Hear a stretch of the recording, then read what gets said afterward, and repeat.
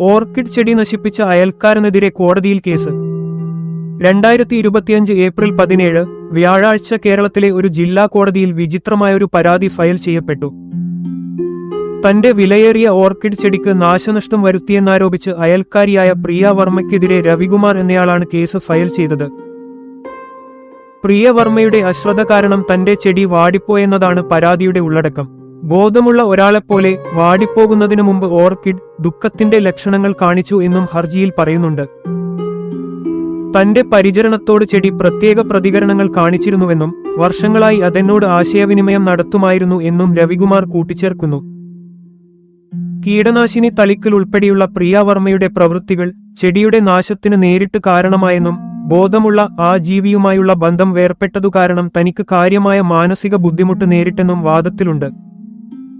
ഹർജി സ്വീകരിച്ച കോടതി വിഷയത്തിന്റെ അസാധാരണമായ സ്വഭാവവും ചെടിയുടെ പ്രതികരണങ്ങൾ എന്ന് പറയപ്പെടുന്ന വീഡിയോ റെക്കോർഡിംഗുകൾ ഉൾപ്പെടെയുള്ള തെളിവുകൾ പരിശോധിക്കേണ്ടതിന്റെ ആവശ്യകത അംഗീകരിച്ചു.